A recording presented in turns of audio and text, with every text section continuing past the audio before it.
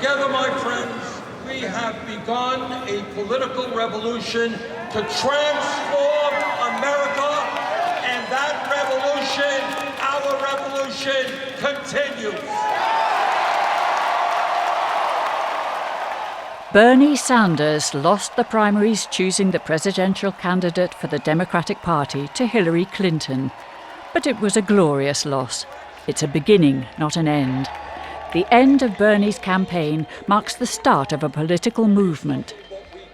But how do you build such a movement? And how can a new political generation bring American democracy back into the hands of the people?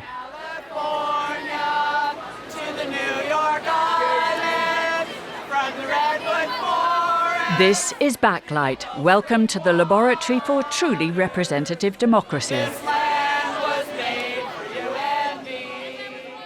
Donald Trump is temperamentally unfit to be president. Hillary Clinton lacks the judgment to lead our nation.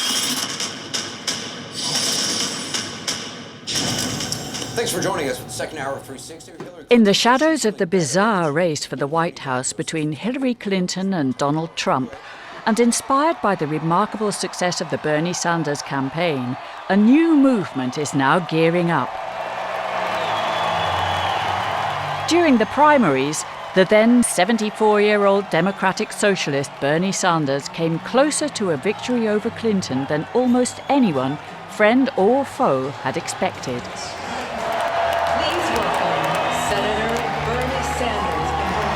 Sanders won 43% of the popular vote, beating Clinton among young people. His campaign made primary history by receiving a record number of donations from individual citizens, not Wall Street.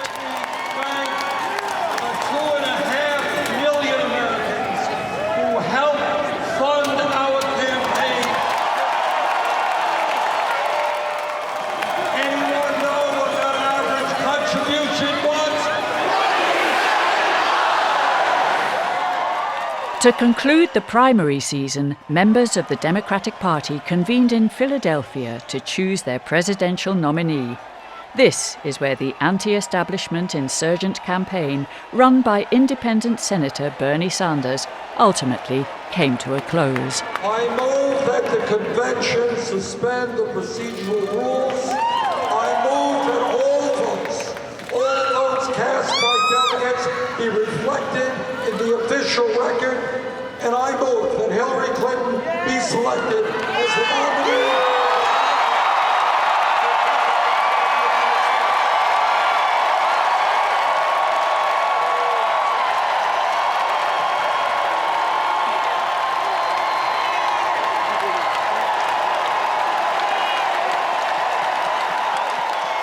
Thank you very much. I wanted to ask you about this moment, which basically is the official end of the campaign. How did you experience this moment? Bittersweet. I mean, we knew for quite some time that the campaign was not going to he was not going to win the presidential nomination from the Democratic Party. Jane O'Meara is not only Mrs. Sanders, but has been Bernie's closest political advisor for years and was part of the core team leading his campaign for president. For me, the low point of the campaign was the convention. It was difficult. They were not being as warm as we might have liked. It was definitely a convention that didn't treat our supporters as well as we wanted them to be treated. We stayed in to move the agenda forward and make it as progressive as we could and use as much leverage as we had. The media was asking us every day, every time he was in front of a camera, when are you going to drop out? When are you going to endorse? And It was hard because it was clear he was not going to be the nominee. And they started to say, well, this is just a personal thing that he's doing. No, it was to get the health care and the higher education plans through. So we sat down, we met with Secretary Clinton for a couple hours in a hotel room to map out what we needed, to be able to move forward together in unity. Hell no, DNC! We don't want no Hillary! One of the harder things was not going out to the protests. It was such a delicate time that we wanted to have a unified convention, and if we went out, the media would have taken it totally out of context. Bernie! Bernie! Bernie! Bernie! Bernie! Bernie! Thank you, Senator Sanders.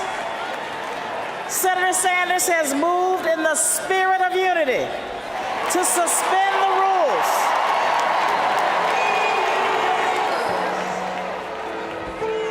As the Sanders campaign became more successful, there was a growing sense among his supporters that the Democratic Party wasn't particularly open to the new generation of voters, nor to the campaign themes Bernie Sanders was bringing in. This becomes painfully clear at the beginning of the Democratic Convention.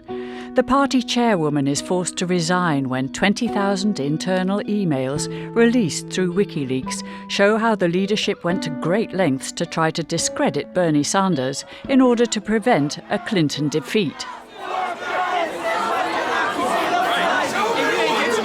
What Democratic Party leaders had orchestrated as a festive show of unity turns, after the WikiLeaks exposure, into a chaotic scene of angry Bernie delegates leaving the convention floor in protest. Convention. These aren't just protesters. These are people with tickets inside. So a tense situation, not violent, but an interesting situation.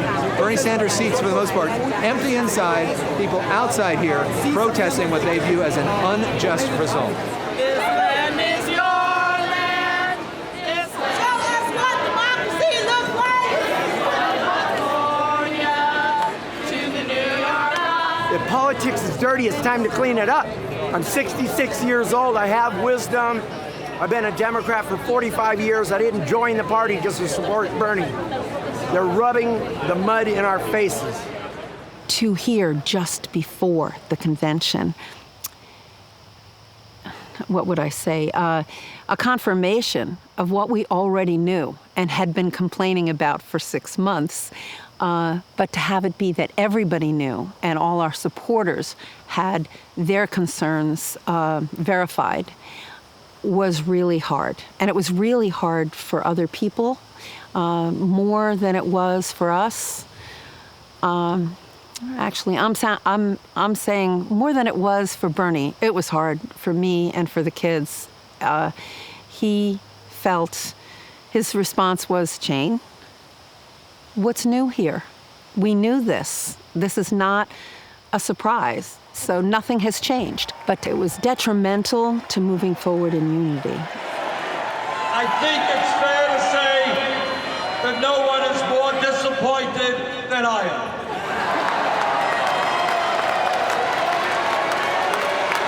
But to all of our supporters here and around the country, I hope you take enormous pride in the historical accomplishments we have achieved. And that revolution, our revolution, continues.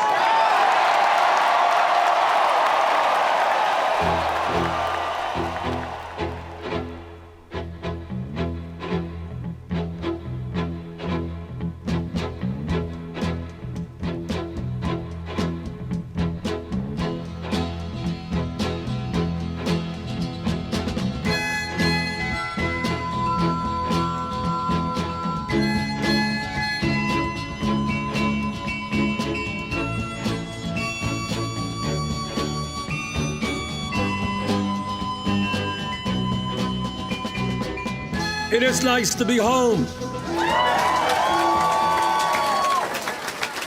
I think the question on the minds of a whole lot of people is, okay, we ran a great campaign, we woke up the American people, but where do we go from here? Burlington, Vermont, The headquarters of the campaign is where Bernie's political career started, as mayor, then congressman, and since 2007, senator in Congress. If the Democrats win back the Senate, he is likely to become the chairman of the powerful Budget Committee. The Sanders 2016 campaign will live on in a new nationwide movement.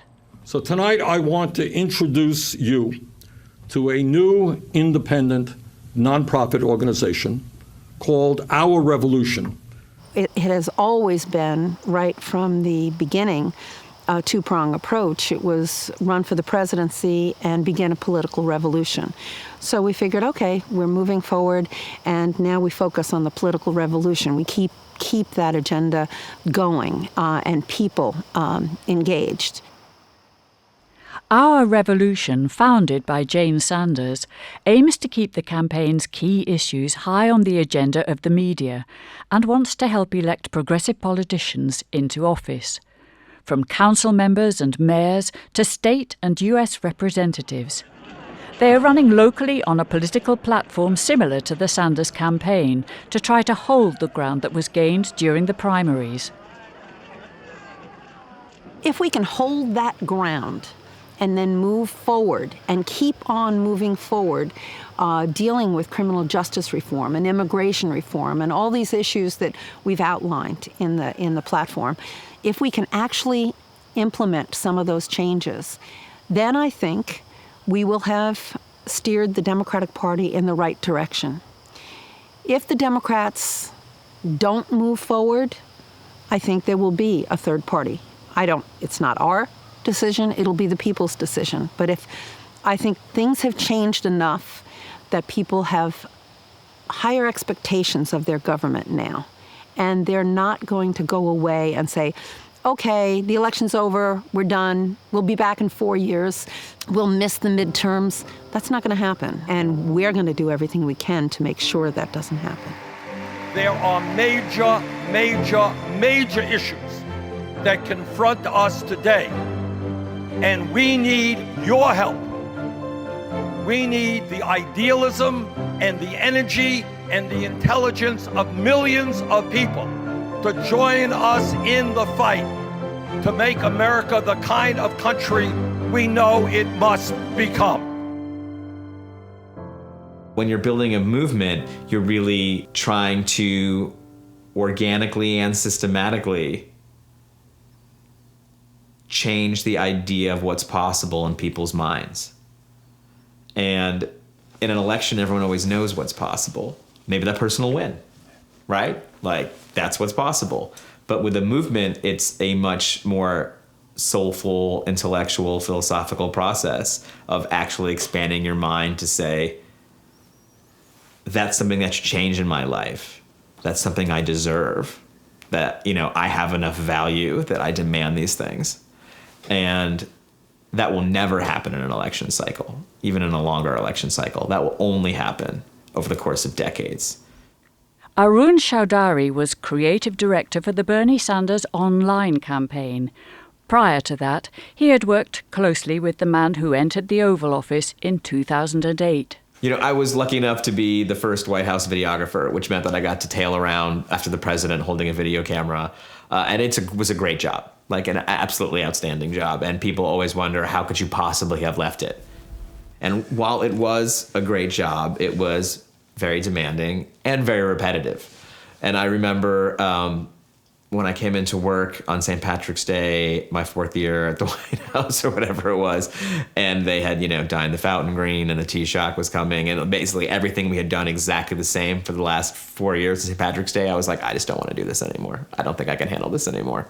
It's just sort of too repetitive. I'm not sure I'm getting anything out of it. And sort of felt a little despondent about how was I going to put my energy and, what stories was I going to tell. I had been working for this one person for so long, literally focusing on his face every morning.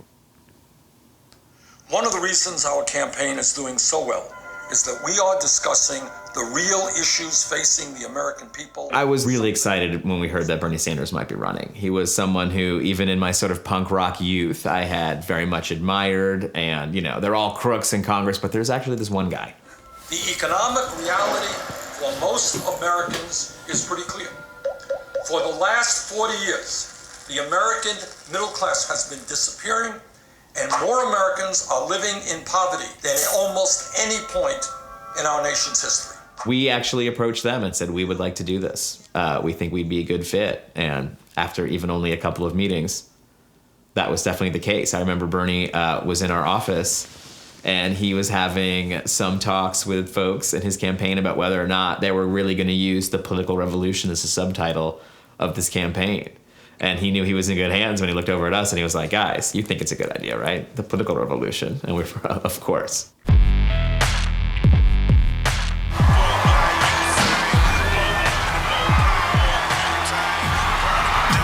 Getting hot in here. It is wrong that people have to work 2 or 3 jobs to survive. It is wrong that young people are leaving school $50,000 in debt. How do you keep the momentum going of a movement like this? I think the idea that we keep the momentum going is incorrect. I think the momentum goes. I think I think a lot of the ways in which a new kind of way of campaigning and of doing politics was formed was during the Obama campaign. Those same tools were then used, further democratized by Bernie Sanders to sort of put cracks in the political machine that's going on. Our job is to bring people together. Normally, a political campaign is about control. The farther along you get into it, the more, first you're a volunteer, then you're a precinct captain, you get talking points, you're sort of brought into a campaign family. This was a movement. It relied so much on people in the community making content, sharing content, that I wasn't going to be able to control the look, feel of. Our designers weren't going to be able to manipulate. Vote for us. The single mothers who work for $7 an hour and never quite make it. The graduates with dreams deferred by crushing student debt. The veterans. We made our content knowing that it was going to kind of live in a sea of very colorful, self-created content. Someone who kind of came into this campaign from the Obama world thinking user-generated content is kind of a fishy, weird proposition that I don't really want to have anything to do with, to being a cheerleader and champion of it. The Bernie Sanders campaign message, focusing on income inequality and the economy of the 99%, particularly resonated with young people. The votes of young people. Sanders dominated the youth vote, beating Clinton by 80% in some states. Young people understand that they are the future of America, and they intend to help shape that future. I think when we're talking about the young people at Bernie Sanders rally, they have a very common experience, which is the Great Recession of 2008. They have a time in which they were told that they were growing up in the richest country on earth, but no one they know has any money. Everyone is working 1 million jobs, but no one is getting ahead. And I think they feel inherently like politicians were lying, are lying, and will continue to lie about that. And so want to see an authentic face on someone that they will actually support. And I think you saw this really clearly with Bernie Sanders. I think when I watched them, at the beginning, it brought me back to that first debate when I met Bernie.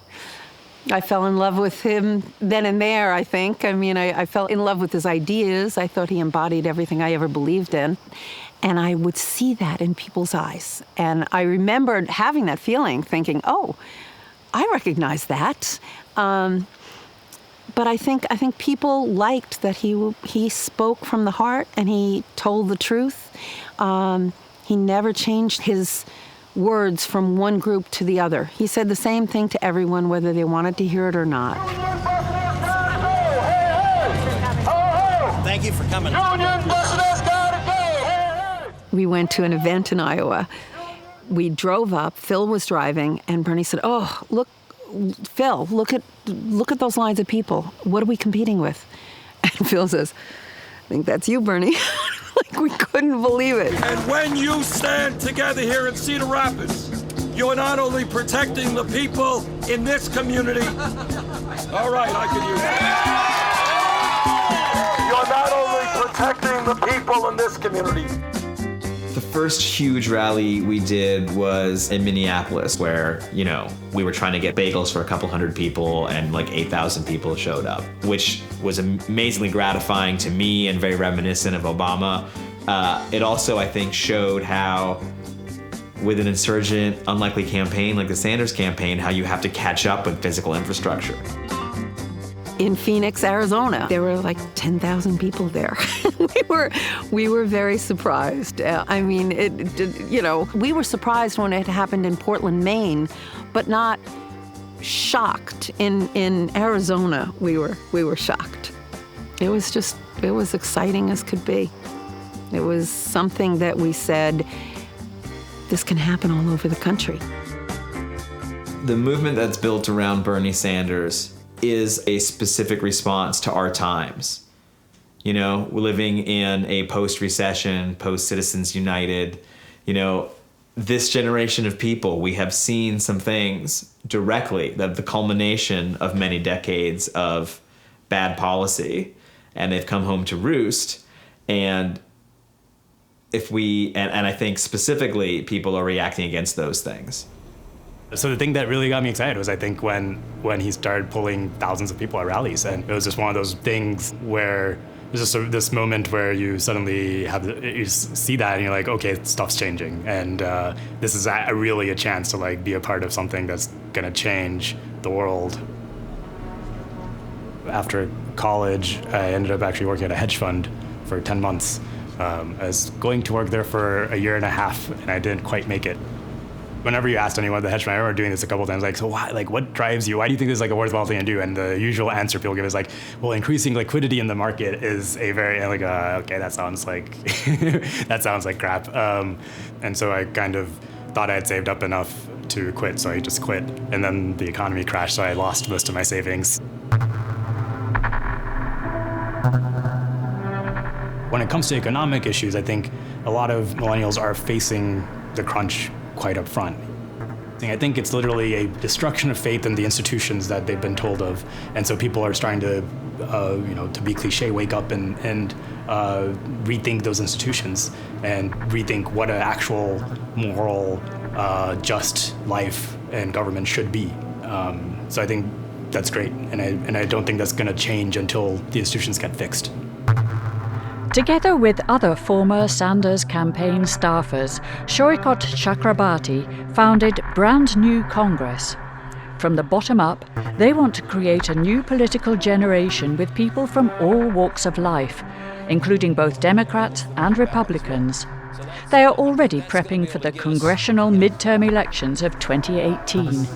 If we can get the word out there and let people know that, that together we're going to be able to keep this revolution going forward, I think we're going to be able to bring in not just people that have been active for Bernie, but a whole swath of other people, because this concept is going to be bigger than a president. It's going to be Congress. I don't think people who vote Democrat are bad. The idea behind Brand New Congress is that what we want to do is recruit and run over 400 congressional candidates for the 2018 races, but as a single campaign. So as sort of presidential style, you have one campaign organization, one platform, one plan, and it's basically like the Bernie Sanders campaign, except at the top you have 400 people instead of just one.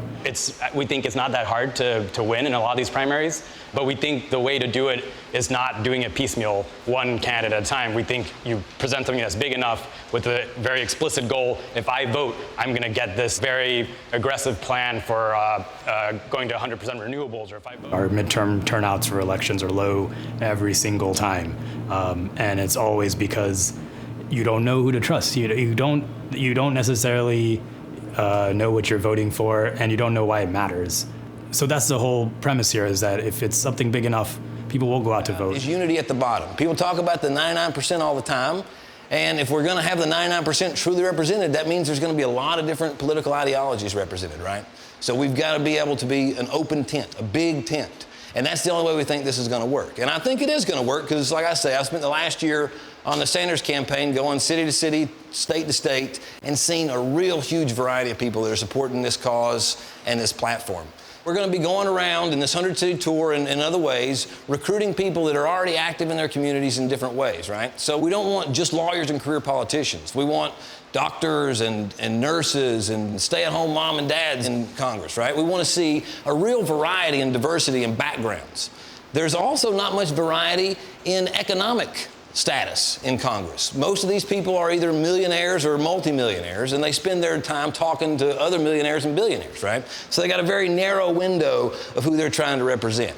All of the logistics of running a campaign are actually going to be handled by a brand new Congress. So that's the one of the main reasons we want to run this sort of unified single campaign, is so that normal working people can sort of plug into our infrastructure. We're going to handle raising money for you. We're going to handle doing voter contact for you. And it's essentially this large volunteer base that you are able to use as to run your campaign. We don't even think a lot of people are going to have to leave their jobs. There's obviously going to be a part of the campaign that you have to do, which is speaking to people, talking to constituents, you know, the parts that a candidate should be doing. But it's not going to be on you to be figuring out how to raise money, figuring out how to hire a campaign manager. If you want to host some events and volunteer locally, please speak to us. We want to get you signed up and get that started. But how can a new political generation make its entry into a system that currently seems open mostly to politicians supported by corporate money, big banks, and the Washington elite? If we shift to a system where you are forced to make the most effective campaign, you're forced to do small donor contributions and have a good message and have something that people are going to back, then that completely shifts how the system works. I think this is a game changer. With donations from individual citizens, brand new Congress wants to follow in Bernie Sanders' footsteps. His campaign set new records during the primaries by often raising more money from small individual donations than Hillary Clinton got from Wall Street.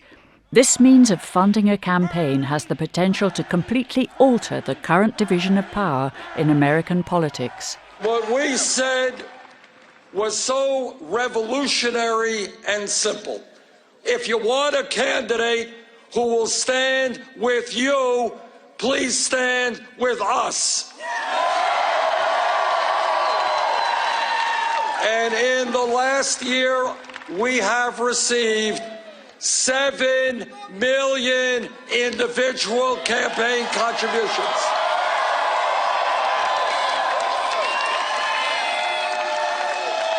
That is more campaign contributions than any candidate in the history of the United States of America. We couldn't believe it. We were astonished that that many people were giving money right from the beginning. And we would get letters, which we always have, from people who were on fixed incomes or just didn't have that much, and they'd be sending in $5 or $10, and it was just so heartfelt and wonderful. It gave more of a sense of we're representing the people we want to represent. These are our people that are hearing this plan and this vision for the future, and they're on board. One of the first of now many progressive candidates for Congress endorsed by Bernie Sanders and the movement is Sofia Teachout. After a career of teaching law, she is now campaigning in a large rural district in upstate New York. Please welcome Sofia Teachout.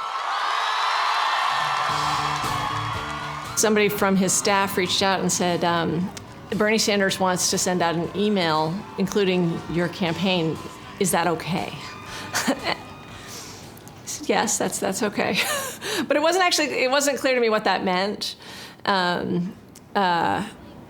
Either, yeah, like it wasn't clear that was an endorsement, and then the next day it became very clear. I am totally committed to being a representative only of the people of this district. This is this sort of old-fashioned idea of representation, that you listen to the people here and then take their ideas to Washington. And what that means has been really important to me, that we are not funded in the traditional way. We have now 58,000 individual contributors. The average contribution is $19. I like to joke that my donors are much stingier than Bernie Sanders. You know, where's the extra $8? It's been really important to me to fund this campaign with low-dollar contributions, not just to win, but so when I am in Congress, I can only respond to people in this district. This is a good lady. She's very smart. I like Chris. It's right here. Easy, but Okay? all right. You can take that with you. But it'd be interesting to see a lady in there for a change, you know. But She's a good I don't know person. Faso. I don't know her, but She's very... Go meet her. She's up the road. Ask her any questions you got. This is the, you know, you hear battleground or swing, this total split.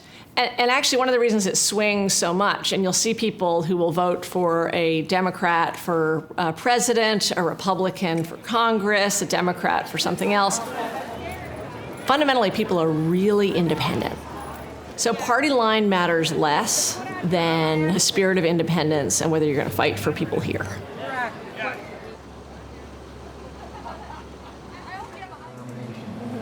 A lot of us do.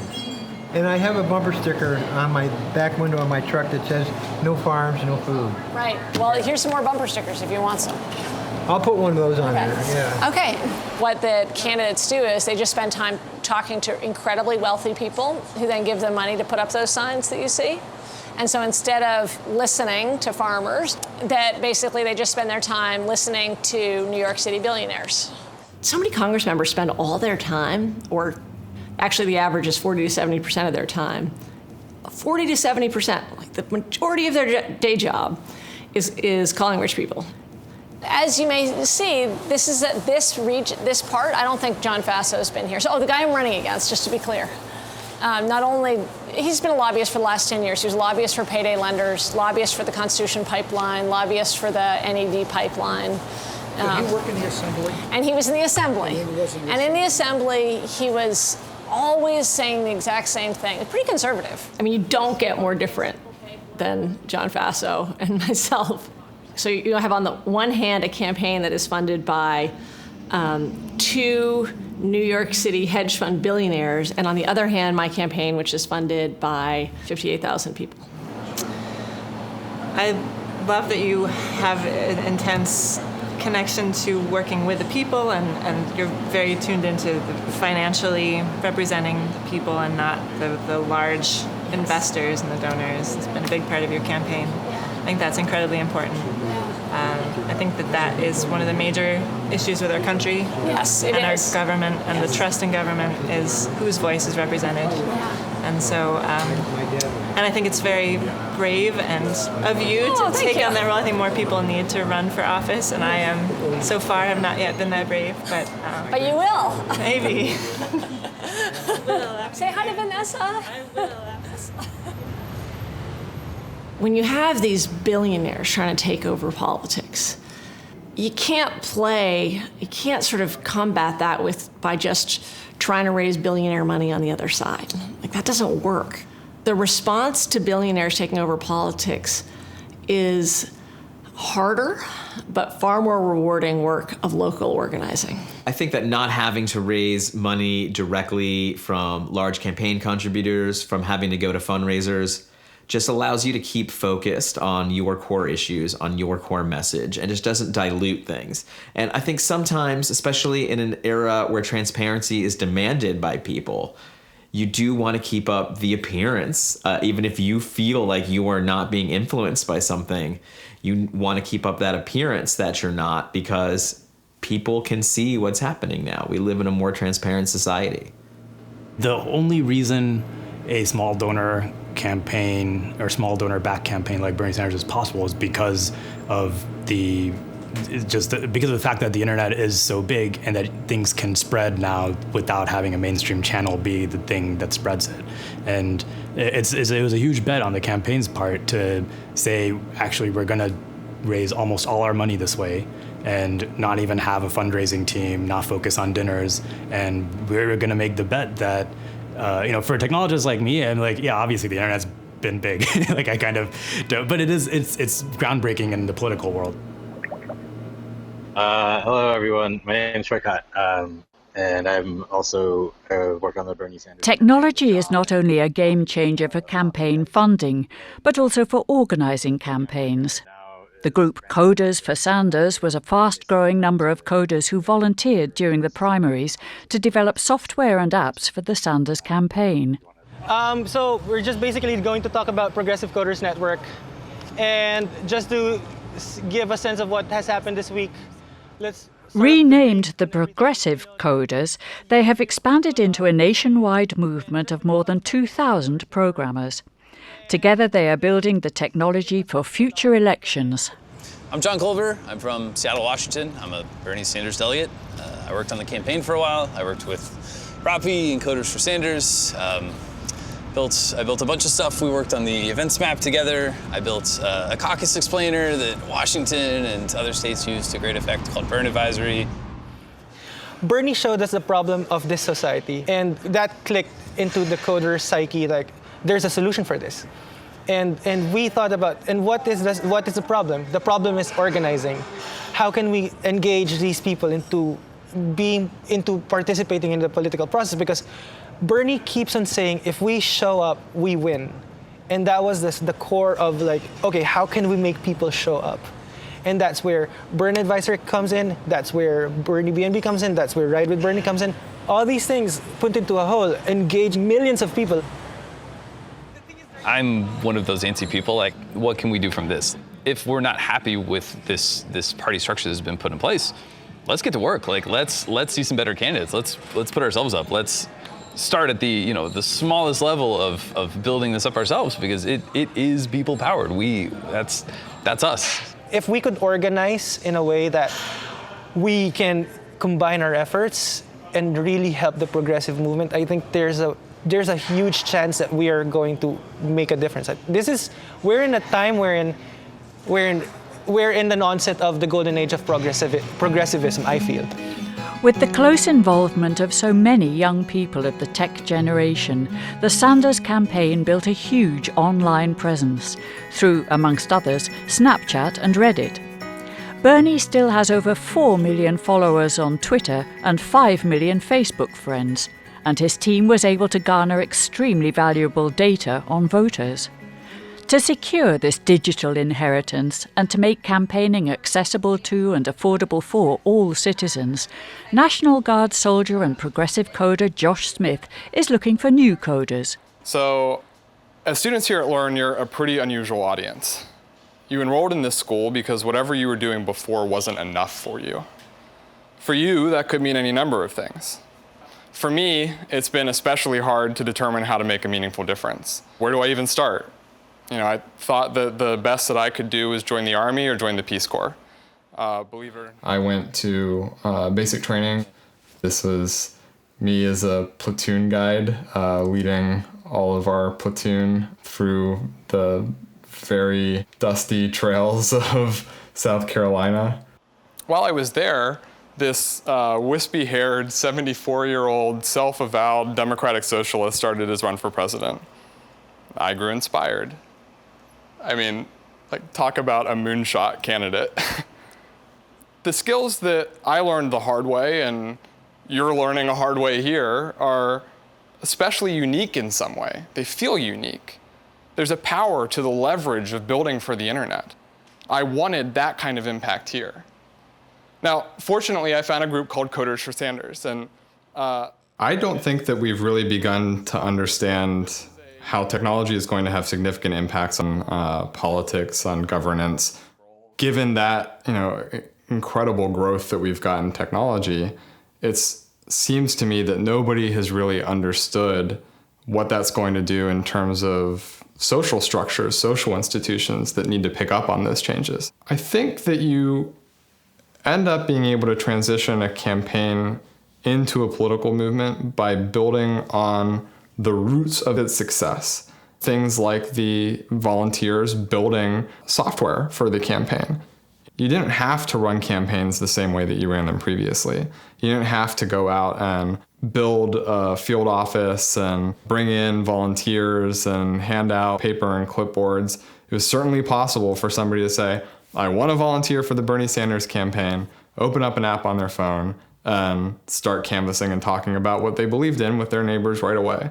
So when you first load up the app, you'll end up clicking that house button and you'll get the address that you're at geolocated for you. We're going to tap add person, and then I'm talking to Jane Doe right now. So Jane Doe, this is the first time that we've ever talked to her. Maybe she's not a registered voter. And I say that she's a Democrat and she is strongly for Bernie. Especially interesting too is when you click on Bernie on the issues, you get everything that the feeltheburn.org people had put together directly on your phone. So if you're talking to somebody and asking them, do you care about, the military, which is important to me, and see everything that Bernie Sanders has ever said about that topic and communicate it to them, look through and say, hey, would this information be interesting to you? What I'm trying to do with the things that I'm trying to build going forward is saying, this was great that we did this for the Bernie Sanders campaign, but any campaign should be able to use it. In fact, Tea Partiers should be able to use the same sort of tools that we built. This is Movement, which is the second coming of the Feel the Burn app. So you can see the key difference is already the numerous elected officials here rather than it just being the Bernie app. You basically get to choose, maybe today I want to go out and canvass for Bernie, or maybe I want to go canvass for a particular cause, or maybe I want to canvass just generally. I want to go talk to voters. Then we'll give you a walking list with actual data. And of course, the data ends up being one of the fundamental parts of this. These are tools for democracy itself. We're trying to build this public service, this infrastructure that our government hasn't, but we as the people can certainly build. The survival of those ideas, of that way of working, of the infrastructure that powered all of it, aren't going to be dependent on a single individual, but instead, everyone can adopt, everyone can use, everyone can benefit from. And if you have that sort of pluralism powering those tools, that way of working, then it will survive anything, right? It's not even just the progressive movement at that point. It is governance as a whole, democratic governance.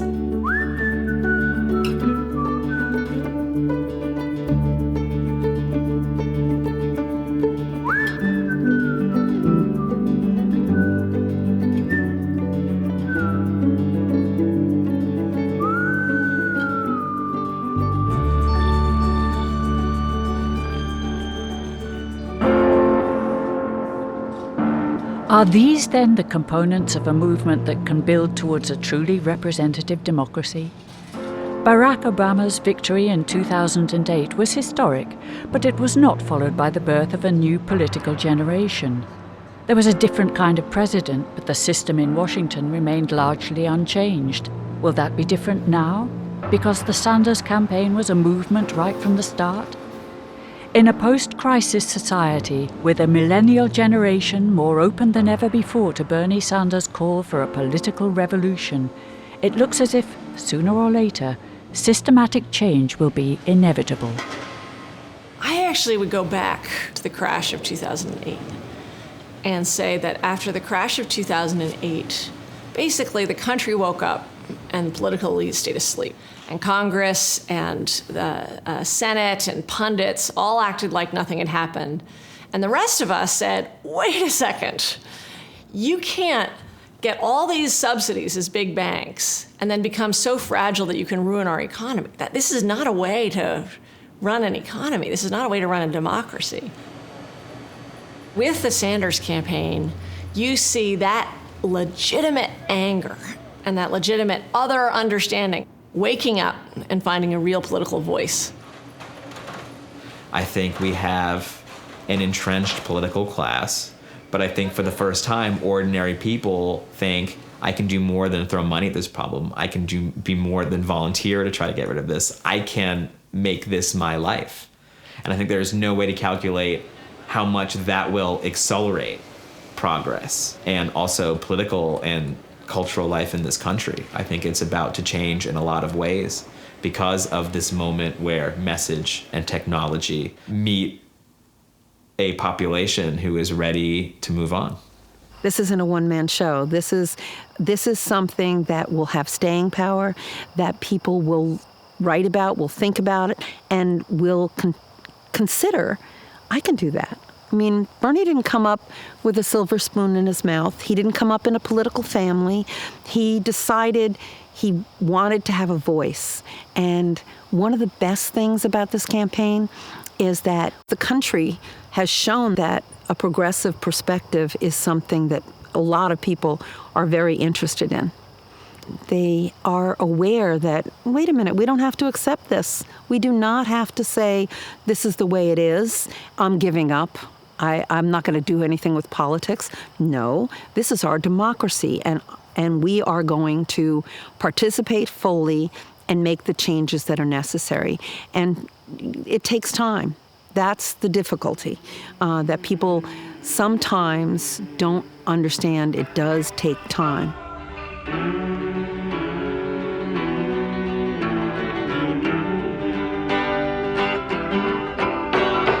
Let us be lovers, we'll marry our fortunes together. I've got some real estate here in my bag, so we bought a pack of cigarettes. Man, you just like me over here. God.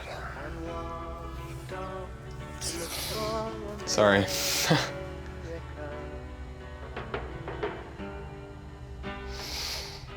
All the millions of people that went out and hoped that this was going to be it, their moment, and it wasn't. It hurts. But we're not done. We're not done yet.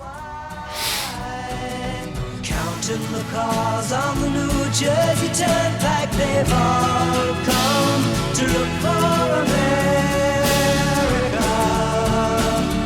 All come to look for America.